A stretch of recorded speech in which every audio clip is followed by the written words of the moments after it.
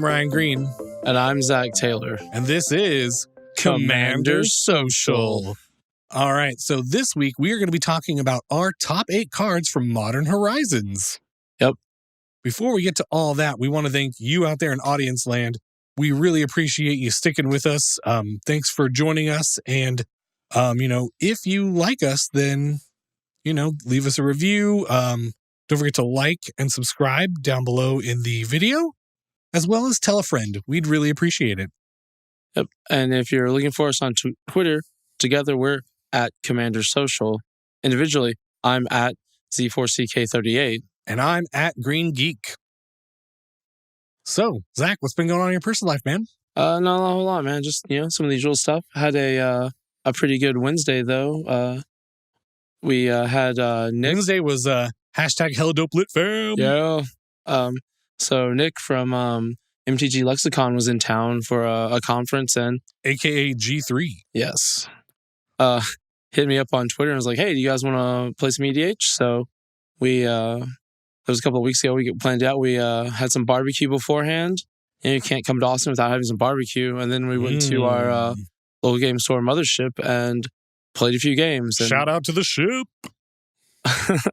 But we'll get into the games a little bit more later. If you want to get a hold of G3, he is at Royal Glaver.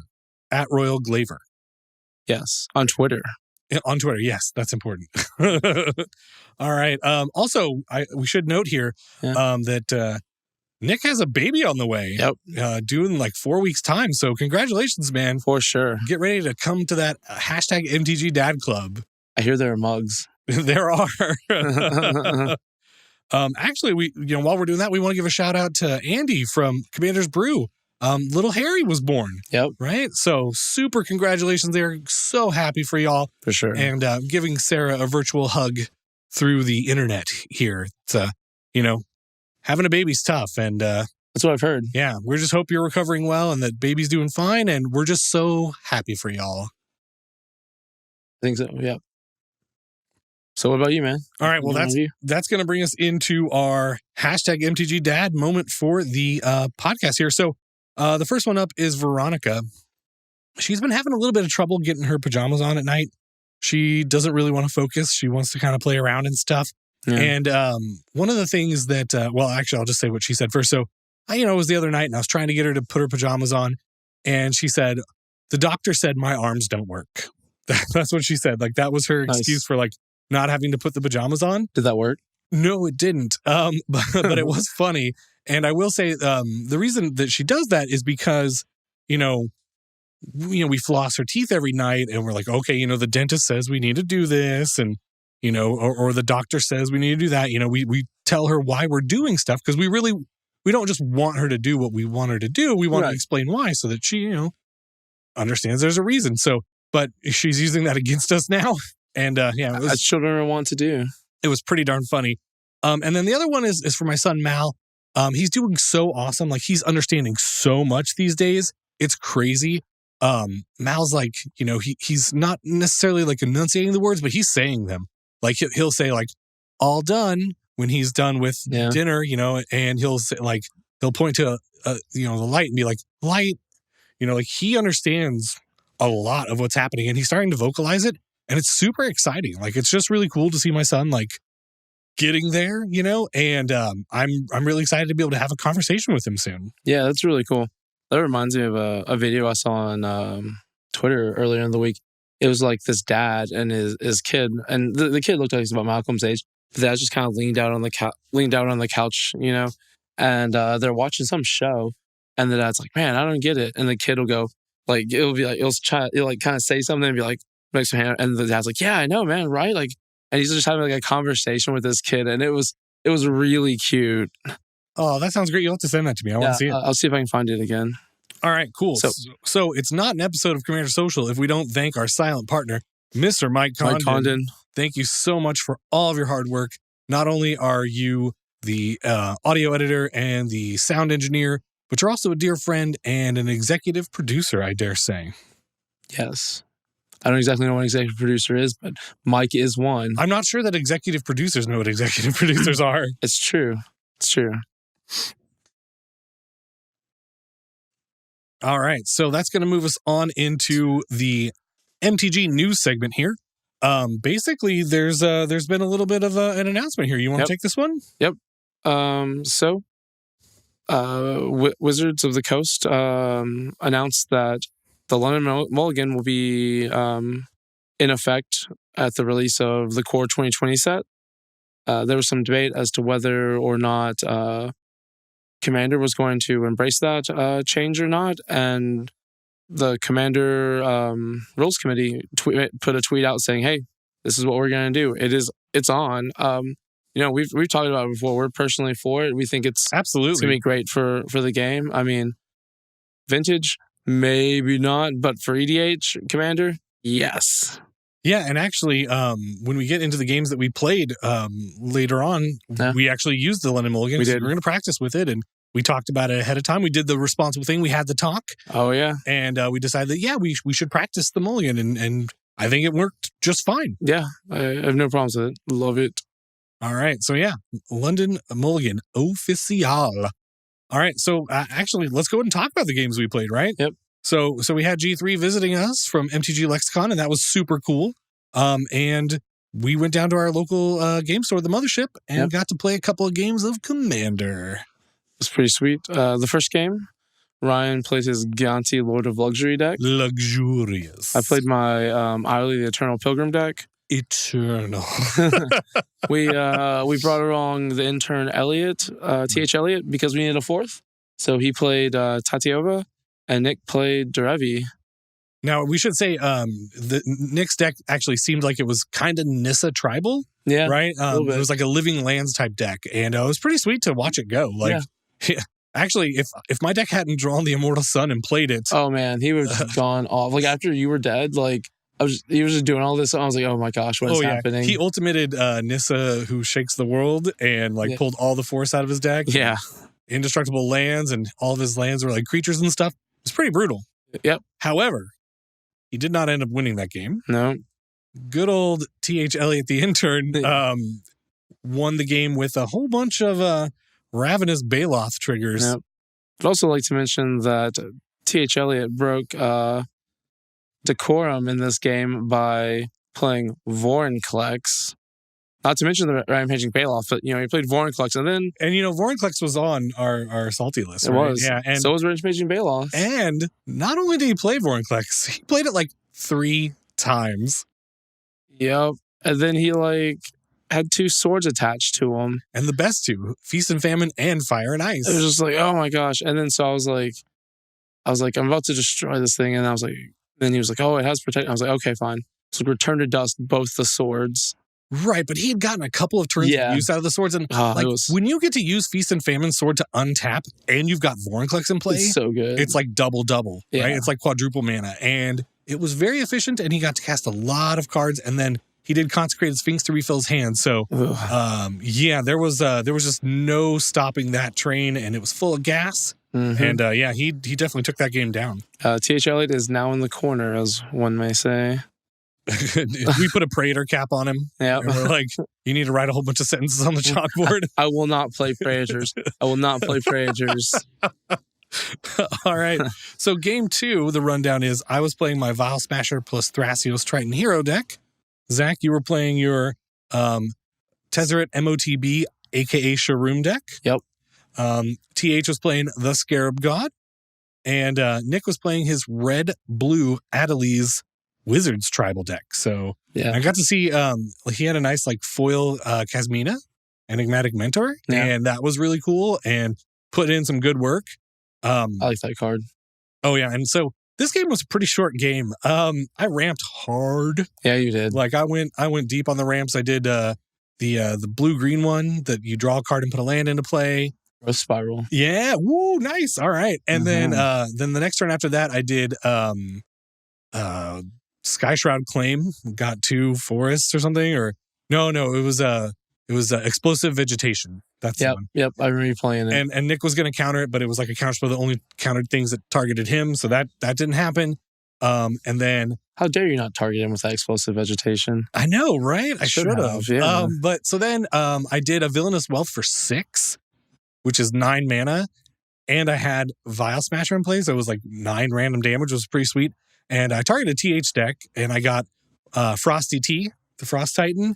I got Shadow Mage Infiltrator, and what else did I get? 2 other good cards that were like creatures. I don't remember. I think, maybe a Chupacabra. Yeah, you did get that Chup. And oh man, yeah, it was good. And then the next turn, this is the key turn. This was like turn 6 or 7, I think. Yeah, something like that. And I was set up. I had ramped a bunch, and I was going to cast Expropriate. And after resolving Villainous Wealth for 6 and getting 4 big creatures, taking an extra turn and taking everybody else's stuff was going to be real good. So clearly, the intern had to counterspell it. And what happened next, Zach? Well, the turn before that, I played Shroom. And I had a Tezzeret Agent of Bolus out, and I played Shroom, and I was like, hey, Shroom is just protecting Tezzeret. Did you believe me? Oh, man, I bought it hook, line, and sinker so badly. Everyone seemed like it, because I really sold it, I felt like. And then, I'm like, okay, so Ryan may have counter magic, and Elliot may have counter magic. And then I was like, Ryan's tapping out, and then Elliot counters Ryan's thing. I was like, oh my gosh, I'm home free. Home free. So it comes to my turn, and I'm like, Disciple of the Vault. And everyone just kind of looks at me, and then I'm like, Phyrexian Metamorph. And you would tap down Shroom.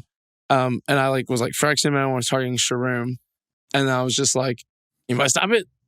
Do I win? Do I win? We could not. Yeah. So the Inner's Leaves Play dance happened. It did. Disciple triggers abounded, and that was a combo win. And I'd like to note, I did not tutor for any of this stuff. I drew all of it, and I +1 Agent of Bolus.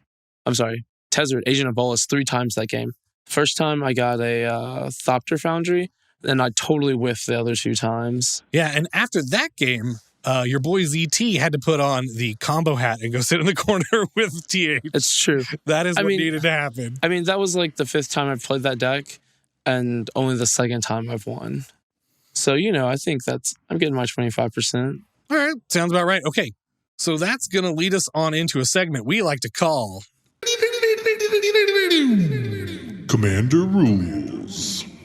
Okay, so it's time for Commander Rules, a segment where we dive into a randomly generated comprehensive rule from Magic the Gathering, and Ryan and Zack talk about it. Yep. All right, so this week's rule is 811.5. Now, this is under the main topic of alternating teams variant. And I'm going to read a couple of the first ones here just because I didn't know what alternating teams variant was. I didn't either. Okay, so 811.1. Alternating teams games are played with 2 or more teams of equal size. Seems right. And 811.2. Any multiplayer options are determined before play begins.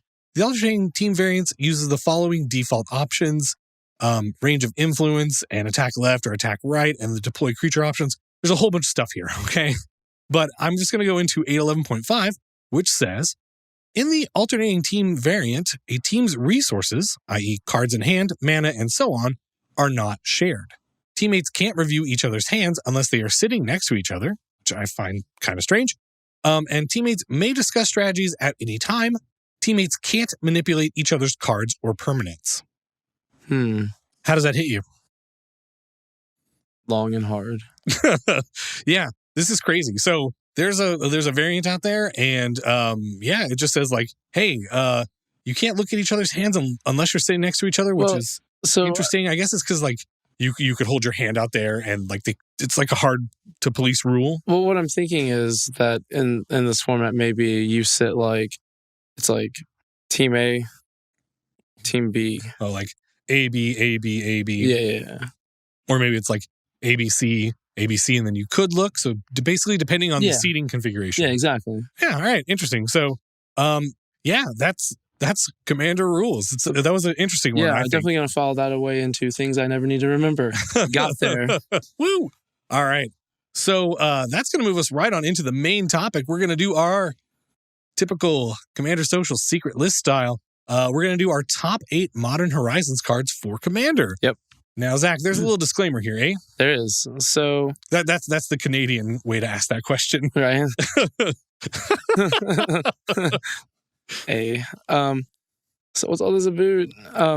So Urza, in my opinion, or in our opinion, mostly mine, probably ours, I don't know, is probably one of the best cards in the format or in the set, right?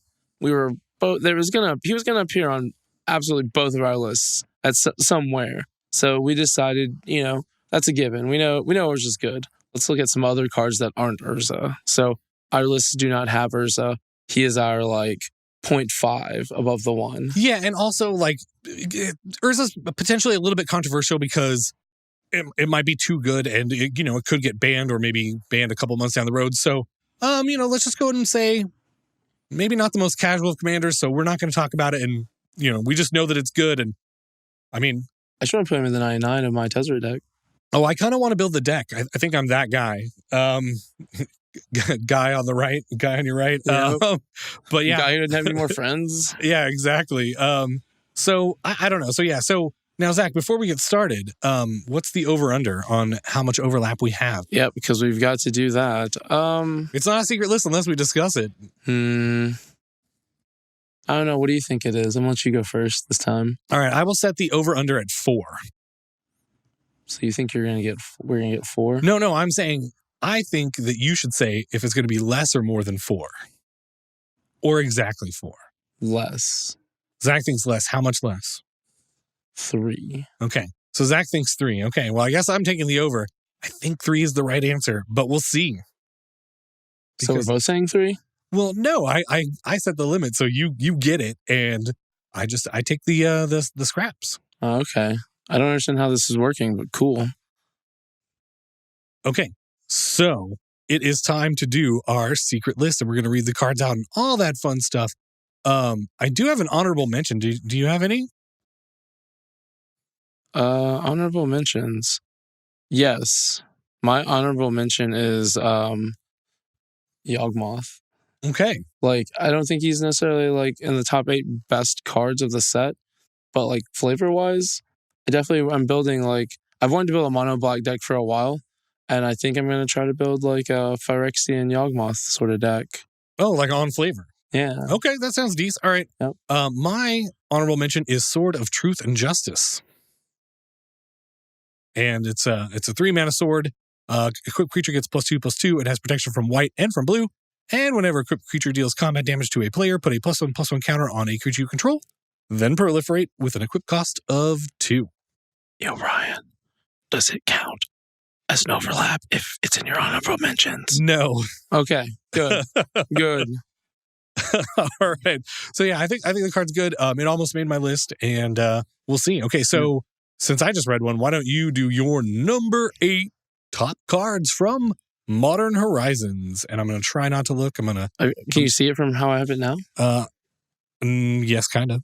I mean, okay, so mine is sorry. Darn my vision. Right? No. Your 2020 vision. Mine's a Pondering Mage. It's 3 blue for a creature human wizard. It's a 3/4. I don't know if it's a good or a gas, so I'm gonna say it. When Pondering Mage enters the battlefield, look at the top 3 cards of your library, then put them back in any order. You may shuffle your library, draw a card. So someone has told me that cantrips are not super great in EDH. But I love cantrips, and I'm like, well, if I get a 3/4 body off of this cantrip, maybe it's okay. You know what goes well with a cantrip? A little salsa. Yeah? Yeah. A little pace picante medium salsa. It's so funny you say that. Whenever I say the word cantrip, I literally picture a Dorito scoop chip. I don't know why. We are more alike than we know because I also do that and I'm not sure why. Oh, you really think that chip? Oh my gosh, that's so weird. All right. I can tell you that we do not have an overlap. Okay. I think the card's aight. I think it's decent. Yeah. It's a 5-mana 3/4. That's good. Certainly playable in a wizard tribal type situation. Yeah. I don't know. I think it's good, but I mean, I guess it is really good with blink and flicker effects, right? But yeah, I don't know. It's all right. All right. Let's hear your number 8. All right. My number 8. Chaos Wand. Is not in this set. Chaos Wand is not in this set. Oh. And besides, it'd be way higher than 8. Actually, during the games that we played, I had two in play. I had one, and that was one of the other cards I got off Villainous Wealth was Phyrexian Metamorph from Elliot, and I was like, well, I'll make it a second Chaos Wand. And then before it got to my turn, they both went away. Yeah, Nick got him, didn't he? Yep. I was very happy about that play. I was very sad about that play. But all right, okay. So my number 8 card is it's a spicy one here. It's called Dead of Winter. It's 2 and a black for a sorcery. And it says all non-snow creatures get -X until end of turn, where X is the number of snow permanents you control. What do you think about that card? I mean, I think it's probably going to be great in Modern Horizons draft. I don't know about EDH. Like, I mean, in a snow-themed deck, maybe? You know what a snow permanent is, right? A permanent that says snow in its line type? Right, and also snow-covered lands. Right, but you'd have to be running them. Yeah. And I think you will be, right? Like, if you want to play this card, you just, all your basic lands are snow lands, especially in like a mono black, right? Yeah. Like, I think it's really good. Yeah. Maybe I should get one of those. It's a 3-mana wrath that can like hit indestructible stuff. Okay. You wanted me. Have I sold you on it? Yeah, you sold me on it. All right. So I take it it's not on your list. No, it's not. Okay. I'll eBay that. Get one of those. So that moves us on to number 7. Yep. Do I go? Yep. All right. It is a creature called Spring Bloom Druid. You an overlap? No, I don't think so. Should. It's a 2 and a green for a creature elf druid. It's a 1/1. When Springleaf Druid enters the battlefield, you may sacrifice a land. If you do, search your library for up to 2 basic lands and put them in the battlefield tapped. Then shuffle your library. I mean, I don't think the ability is that good, but 3-cost 1/1 I really like. Oh yeah, so just on the rate alone, it's good. Yeah, That's yeah. what you're saying. No, like I think this is cool. Like I made the comment to multiple people that's like, man, they keep printing things for like Lord Windgrace. Yeah, that's Harrow on a stick, right? Yeah, like or Harrow on legs, right?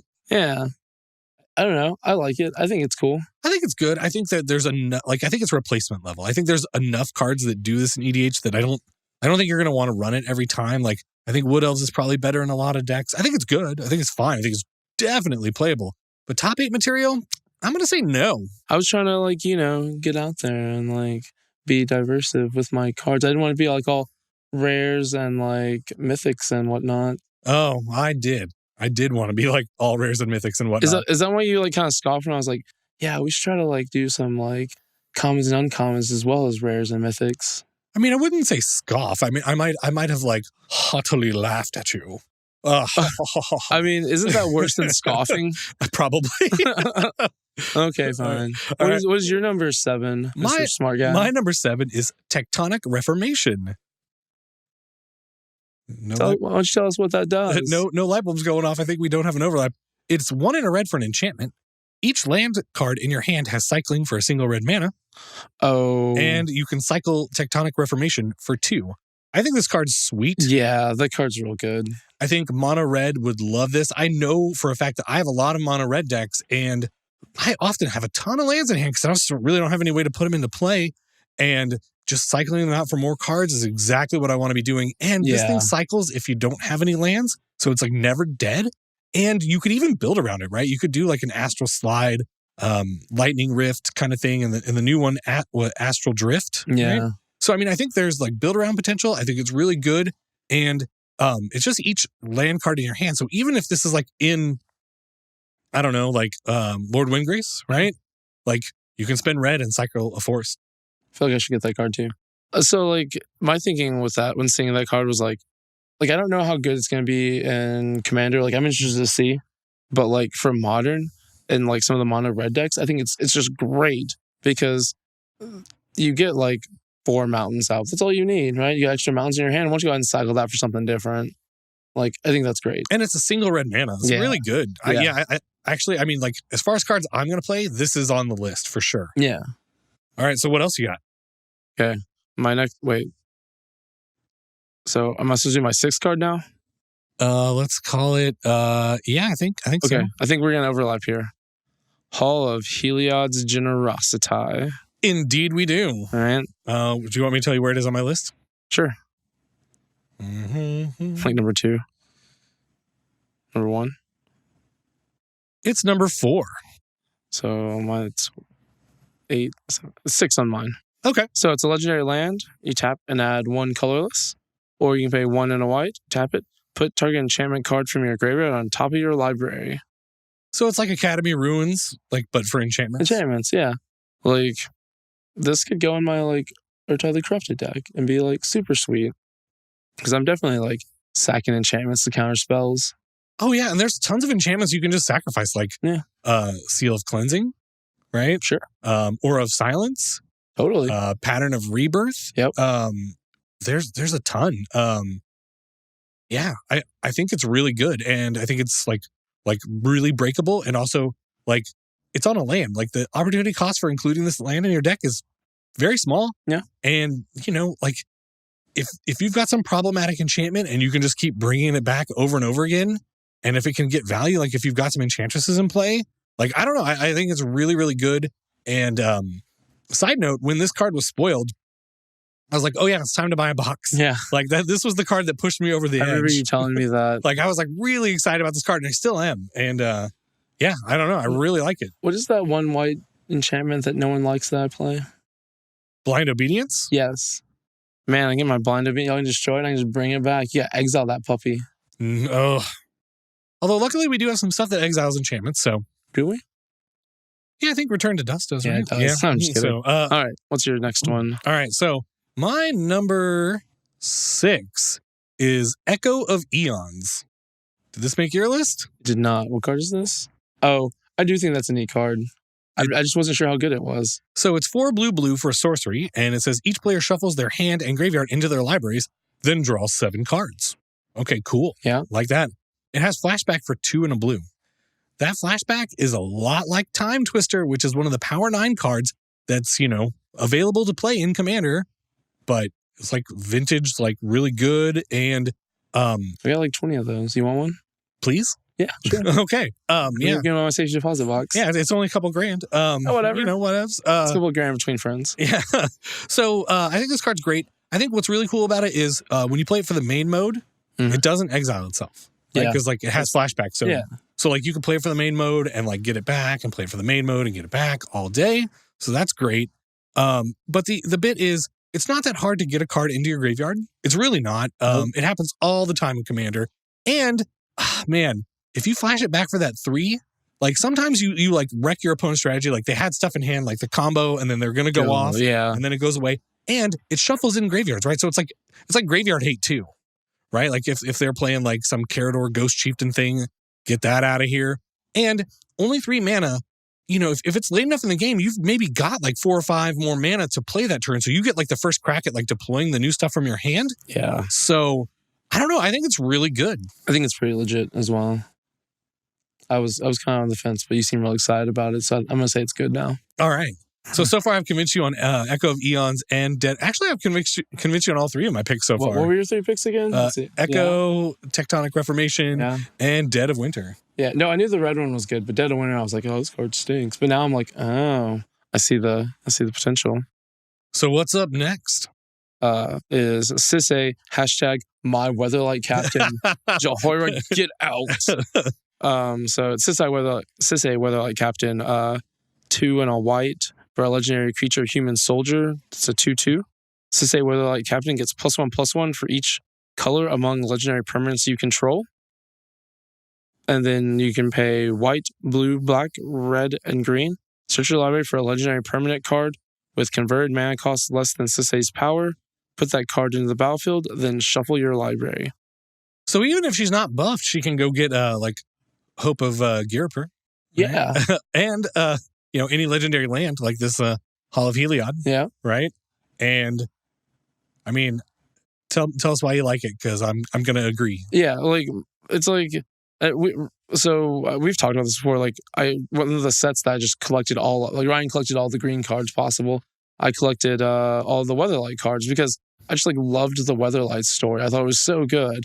And, well, I mean, who doesn't love a flying ship? Right? Right? I mean, that's like... Yeah, like I have all the cards that have that are named Weatherlight. Like, I mean, it was the background for our first like video that we ever did, right? Yep. So like I'm gonna start working on it because I think it's gonna be a pricey deck, but It's going to be my overtime slow roll deck. I'm going to build a Weatherlight crew deck. So I think that's going to be a lot of fun. I definitely want to as well. I mean, from a flavor perspective, I think it's a total win. Yeah. I think the art on it's amazing. Yeah. And I definitely want to build this deck. Same Z's. All right. So my next card was your honorable mention. Oh, yeah? Yeah. Yawgmoth Thrawn Physician made it to my list at 8765. Number 5. So Yawgmoth is 2 black for a legendary creature human cleric. He's a 2/4. Protection from humans, which is actually oddly probably relevant more than you would think. There's a lot of humans running around in Magic. It's like the default creature type. Right. Pay 1 life, sacrifice another creature, put a -1/-1 counter on up to 1 target creature and draw a card. Okay, so I like this ability for a lot of reasons. Number 1, it doesn't cost any mana, right? Just pay 1 life. So if you've got a ton of creatures lying around, boom, you're like -1/-1ing a ton of stuff. And you draw a card each time too.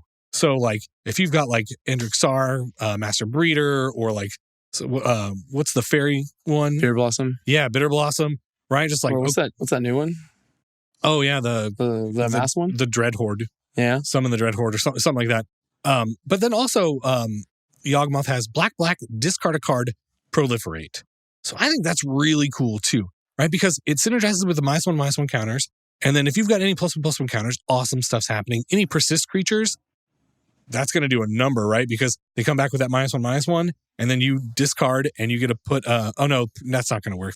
Never mind. I'm wrong about that. So you have -1/-1 counters and do you have to control the creature? No. Oh man, and you can proliferate those too. Yeah, and I don't know, like it's going to work really well with planeswalkers. Yeah. And like other charge counters on your artifacts and stuff. Like, I don't know. It seems like a really cool creature. Very well costed. Yeah. Honestly, even if you just like pay a bunch of life and draw a bunch of cards, that's fantastic. Mm-hmm.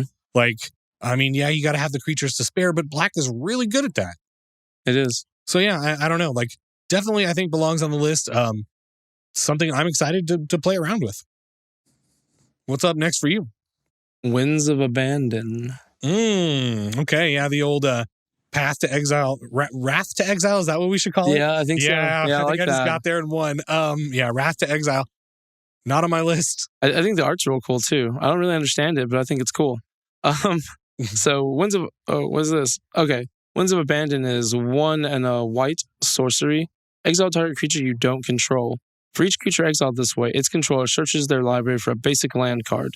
Those players put those cards into the battlefield tapped, then shuffle their libraries. Overload, 4 white. You may cast a spell for its overload cost. If you do, change its text by replacing all instances of target with each. So yeah. So it's a one-sided yeah, wrath, exactly. It's one side, yeah. At 6 mana, which is pretty cheap. good. Yeah. And yeah, you're giving them a bunch of lands, and that is a downside. It is. There's no doubt that is a downside. But it's better than like 20 creatures coming at your face. Yeah, that's true. And if you play with a couple of greedy mana-based people like us, maybe there aren't any basics left to go get. It's true. It's like, I have 3 basics on the board. I don't have any more. So, no, I think it's a great card. It's not on my list. Should be. It's a 2 mana, so here's the deal. Like, I feel like you really, for the most part, don't want to overload it unless you're, like, in a bad situation. Yeah, I agree. Right? So, it's going to play, like, a 2 mana sorcery, Path to Exile, which is, like, not the greatest. That's great. I think it's a good card. I definitely think it's a good card. It's definitely Commander playable, but IMO, not top 8 material. But, I mean, let's be real, though. In this set, are there any cards that are just straight bad? This is a great set for Commander. Yeah, I agree. There's there's definitely varying degrees of good, but there's none I'm just like, oh, get that out. Yeah. All right. Well, there was a Boros card that was like, get out. was the Boros Talisman? Yes. Yes. All right. So why does this card cost so much? Okay. So my next card was Hall of Heliod's Generosity. So I'm going to just skip over to my number 3. Okay. All right. So we'll switch orders now. Okay. Yep. So my number 3, I think, might be on your list. It's called Force of Vigor. It's not. I think that card's real good, but it didn't make the list. It's 2 green for an instant. If it's not your turn, you may exile a green card from your hand rather than pay the spell's mana cost. Destroy up to 2 target artifacts and/or enchantments. I like this card. I would be happy to pay 4 mana to get this effect. You do in with the dust one. Return to Dust. Yeah, with Return to Dust. Now that one exiles, this one doesn't. But the ability to just like tap out, play a monster, and then like somebody does something, you're like, nope. Like 0 mana to get rid of 2 things is pretty great. And if you think about it, like you're down 2 cards, but you're killing 2 cards. So it's not like the other forces are like you're 2 for 1 of yourself, but this you're not, right? And there's always artifacts and enchantments, and artifacts and enchantments are the stuff that mess you up. Yeah, I mean those are my favorite cards, so obviously they're gonna like wreck you. I don't know. This guy almost made my list. It was the Collector Oof. Mm-hmm. The guy is like, activated abilities of artifacts can't be activated. Yeah, and it's 1 in green for a 2/2 for a creature Oof. Yeah, that's oof. Like oof. That's what I say when I see the thing come down. Yeah, so the deal is with that guy, like I agree, like that almost made my list too. The problem is it's not just your opponents, it's yours too. Yeah. And so I was like, it's good. And if you're not playing a lot of artifacts, but let's face it, I am playing a lot of artifacts. Yeah, exactly. And so even in green, when I can, ramp with lands, not mana rocks, still I probably play like a lot of random artifacts here and there. But, that's a very efficiently costed card. The other thing about it was it is an efficiently costed card, but at the same time, it's a 2/2, right? 2/2s come and go pretty easily. So that was my number 3. So my number 3. And we've only overlapped on 1 so far. I know. I think we're about to. I think no, I know we're not going to overlap this one because this card was your honorable mention, Sword of Truth and Justice, and you read it, didn't you? I did. So I don't think we need to read it. You don't have to read it, but you can say why you like it. I mean, it's just sweet. It is just sweet. Yeah, like I'm working on this, and like when you order like iced tea at a restaurant, they bring out like a little thing of packets of Sword of Truth and Justice. Yeah, so that you can make your tea as sweet as you want it to. Exactly, it is just sweet. I mean, so I definitely think like when I look at new sets, and I think this may be a little bit different than how you do it. I'm always looking to bolster my already existing decks. Sometimes I think of new, like I definitely want to build a Yawgmoth deck, but that already fit in something I was already planning, right? Whereas you're like, oh, these new decks I can build. I'm like, oh, how can I strengthen decks I'm already working on? And the Sword of Truth and Justice one, I've been working on Simic, like +1/+1 counter deck for a while. And I finally figured out that I was going to make it, in fact. And I saw this and I was like, that card goes straight into this deck. Yeah, that's pretty decent, actually. Yeah. Honestly, I've been working on a blue-white Planeswalker Super Friends deck, and that probably goes in there, too. Although, I mean, I could play any of the swords, but it is on theme. It is blue and white, and there are a lot of token creatures. And, I don't know. I think it's a sweet card. Like, I definitely want one. I'm definitely playing my other sword in the deck, too, the one that untaps all the lands. Oh, Feast and Famine? Yep. So let's see. So I have 2 cards left, and you have 2 cards left? What's your number 2? My number 2 is Prismatic Vista. Oh, overlap. All right. Is it also your number 2? It's not. Oh, okay. Is it your number 1? Wow. All right. It's close, right? Like this card's sweet. Real good. It's a land. It comes into play untapped. Mm-hmm. Pay 1 life, sacrifice Prismatic Vista, search your library for a basic land card, and put it onto the battlefield, then shuffle your library. So this is like Evolving Wilds, but the land doesn't come into play tapped. Neither way. Like this one and the one you fetch doesn't. So it's a great fixer. It costs 1 life, which in our format is not a big deal. There we go. And I definitely want this card, and I think it goes in a lot of decks. You probably don't play it in like 2-color decks all that much, but 3+, I think it's like an auto include, and I think it's super good. And there's a lot of times you just want to have a land in your graveyard to do something with anyway, or you get those landfall triggers, and like this gets you 2 landfall triggers, and it doesn't, like, you're not down on mana for the turn. Like, this card's really good. Yeah, it's insane. Like, I honestly think that for a lot of modern decks, it's just a 4 of just snap 4, or maybe 3, but still snap include. Yeah, I mean, it's got to get basics, right? Which is the difference, right? Yeah, but that's why I would say 3, because like in the modern decks that I build, usually I have, I don't know, between 3 and 5 basics. Everything else is like shocks or whatever. Mm-hmm. So, all right. So are we on to my number 2 and your number 1? Yeah. So I guess you do your number 2 first, and then I'll do my number 1. So we've overlapped on 2. Yeah. Okay. I don't think we're gonna overlap on this one. Okay. That's see. Good. All right. What do we got? The First Sliver. Yeah. No. Nope. Negatory. Not. Nope. I mean, It's a good card. It's Yeah, fine. I think it's good. I mean, I've definitely seen people on Twitter say, if I sit down to a game of VDH and someone flips over the first sliver as their commander, I'm getting up and leaving. I mean, I wouldn't do that, but like, I don't know. So the first sliver is white, blue, black, green. I'm sorry, white, blue, black, red, and then green. You could just say Wooburg for that. I don't know. I was afraid that. Why not Wooburg? Wooburg. Instead of why not Zoidberg? Yeah. It's a legendary creature sliver. It has Cascade, which, for those of you who don't know, when you cast a spell, exile cards from the top of your library until you exile a non-land card that costs less. You may cast it without paying its mana cost. Put the exiled cards from the bottom of your library in a random order. And then it says, sliver spells you cast have Cascade. Also, it's a 7/7. Like, it's that second line. Giving all your other slivers Cascade is crazy. I mean, that basically makes it, every time you play one, you're really playing two. Yeah, or, lots of zero cost things, like even like Mox Tantalite, right? Like if you have a 1 mana sliver, you can play that and go get a zero cost card, like so Wheel of Fate or Ancestral Whatevs. Like you can like you're going to play utility cards, so it's not always going to go get like another sliver, but like you could build this deck in such a way that it was like only slivers, which would make it less good. But like every sliver you play, like if you cast a 5-cost sliver, it'd go. And like, it's not always going to get exactly a 4 cost, right. But like it could go like 5, 4, 3, 2, 1, right? Like it could go crazy. Yeah. And like, I don't know.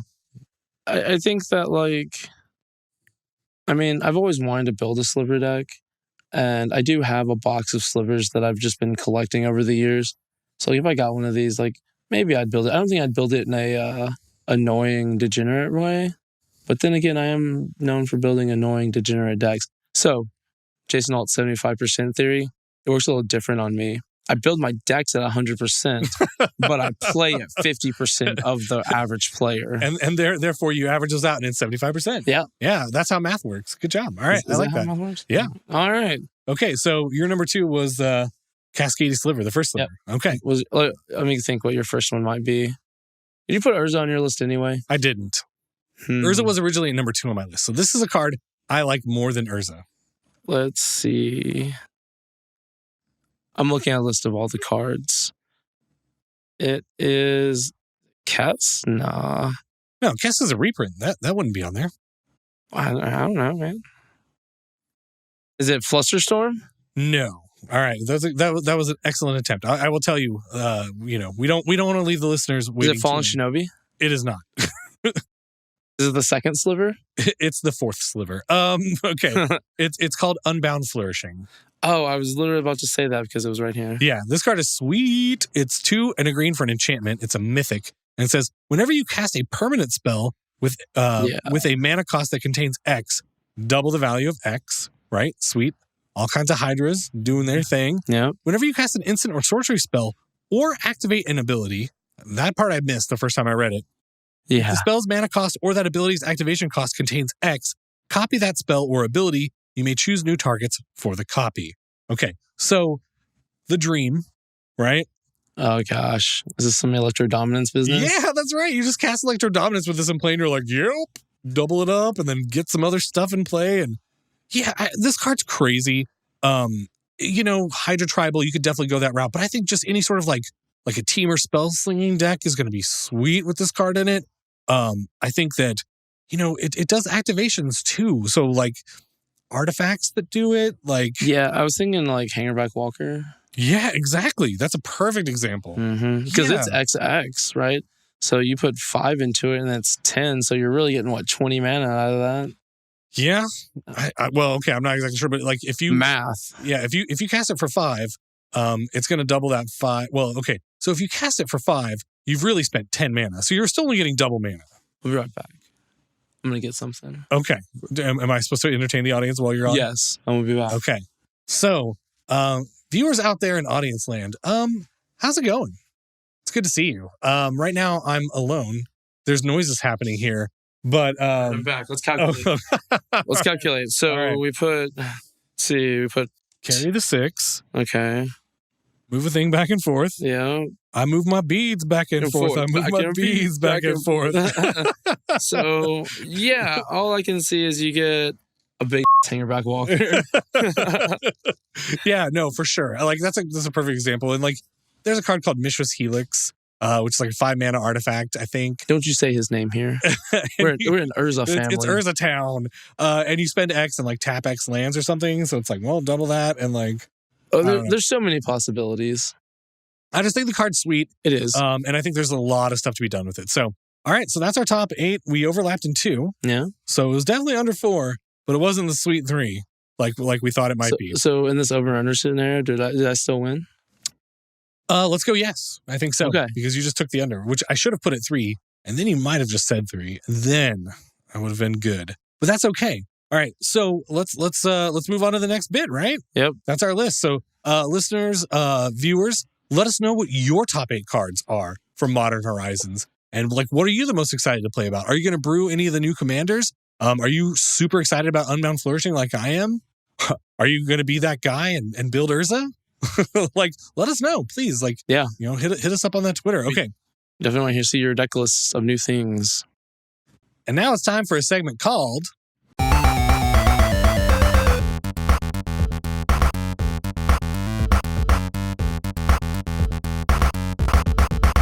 Zack gets it together. So this is a new segment on a new podcast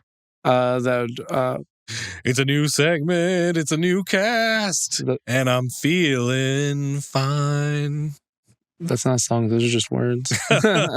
All right. Yep, you got me there. So we definitely like I'm okay at Magic. I think I'm a little bit better than the average player, but I still have some deficiencies, and for the longest time it's something I wanted to like shore up on. I want to get better.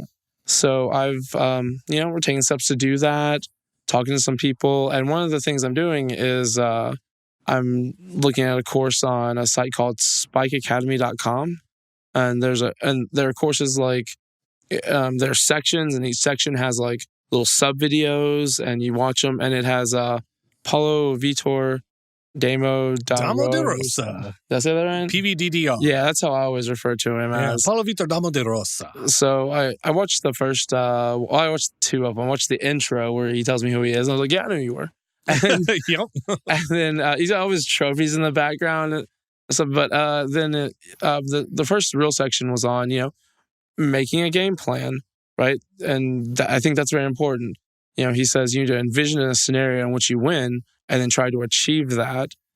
And then he says it's real hard to make decisions throughout the game if you don't know what you're trying to accomplish. And that's why you need to have like this scenario in which you win and then, work towards it. And then the example he gave 2 examples. Like one of them is like someone just asked him, hey, I've got a green 2/2 and someone's attacking me with like a black 4/4. Well, should I block? And it's not as cut and dry as you would think it would be, because it's like, well, am I trying to get the city's blessing? Do I need to keep that permanent? Next turn, do I have an overrun effect that I can make this 2/2 into a 5/5 and attack with? Or am I just trying to survive to the late game and do I need a chump block? It just depends, and it depends on your plan and how you what you're trying to do. And 2 more specific examples are if you're playing some sort of dragon type deck, right? And you've got counters and whatnot, but like counter spells. Yes. Okay, yeah. Zach's favorite card type. Yes, exactly. So, and your opponent's playing a ramp deck of some sort, and it's like, well, do I want to counter the ramp?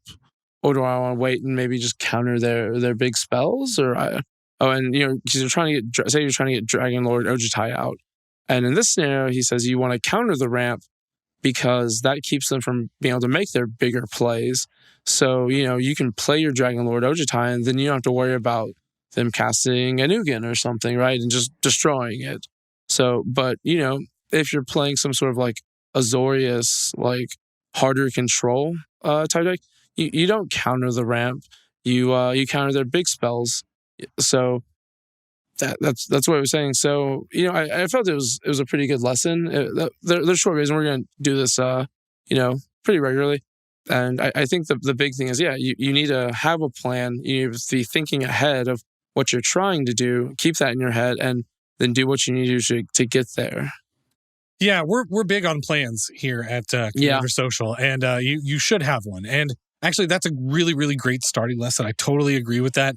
Like having a plan, like I always have a plan. And, you know, the interesting bit here is that like your plan can change throughout the game, right? Like you have to reevaluate it turn after turn, but having some idea of like, you know, who's the beatdown, right? Which is maybe something else we'll revisit in another one of these later. It's actually one of the sections. Oh, nice. Okay, good. Well, hey, there you go. I mean, I've definitely read that article. Yeah, no, it's a great article. But I think that there's a lot of info here, and I'm really excited that you're going to take this journey. I think it's going to be really awesome, and I'm definitely going to help you in whatever way I can. I appreciate it. I'm also going to read a book called Mental Mana, talking about getting that mental fortitude. All right. So that's that was our segment. Zach gets it together. Yep. All right. Good job. Okay. So I guess that brings us here to wrapping up this episode, right? Yep, I believe so. Okay. So if you are still with us, thank you so much for sticking around. Please remember to like the video and subscribe. Hit that ding bell to know when we send out stuff. We've got other stuff in the works, not just episodes. So you're going to want to hit that bell so you know when stuff's coming out. Yep. And we just want to say thank you, right? We just want to say thank you for watching. Yeah. And, definitely we gave you, you can hit us up on Twitter, right? Together we're Commander Social. Individually, I'm at Green, I'm sorry. I'm at Z4CK38. And individually, I'm at Green Geek. And, if you made it this far, definitely, like, we want to hear your feedback, right? Hit us up. Tell us things that you liked, things you want to see, but also tell us what you don't like, what you don't think works. Please, please. I mean, we can handle it. We're not going to be like, get mad. It's like, we want that constructive criticism. So, any sort of feedback you guys want to give, we'd really appreciate it. Absolutely. All right. Yep. So until next time, this is Commander Social saying, keep it social.